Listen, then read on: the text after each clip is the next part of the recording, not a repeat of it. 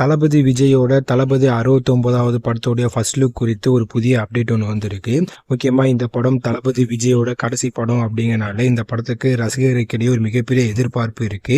அதே போல் இந்த படத்தோடைய ஃபர்ஸ்ட் லுக் எப்போ ரிலீஸ் ஆகும் அப்படின்னு விஜய் ரசிகர்களுக்கிடையே ஒரு மிகப்பெரிய எதிர்பார்ப்பு இருக்கு. ஏற்கனவே பார்த்தீங்கன்னா நியூ இயர் ஸ்பெஷலாக ரிலீஸ் ஆகும் அப்படின்னு சொல்லியிருந்தாங்க. அதே போல் பொங்கல் ஸ்பெஷலாக ரிலீஸ் ஆகும் அப்படிங்கிற மாதிரி செய்திகள் எல்லாமே வந்துச்சு.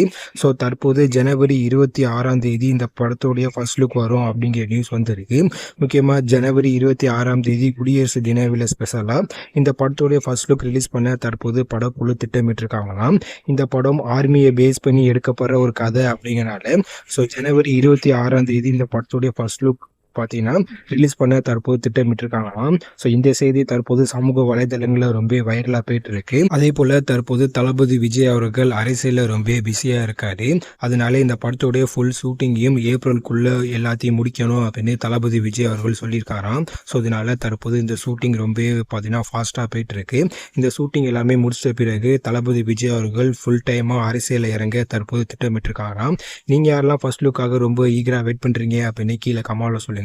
இது போன்ற வீடியோக்கள் எல்லாமே தெரிஞ்சுக்க சப்ஸ்கிரைப் பண்ணுங்கள். தேங்க்யூ.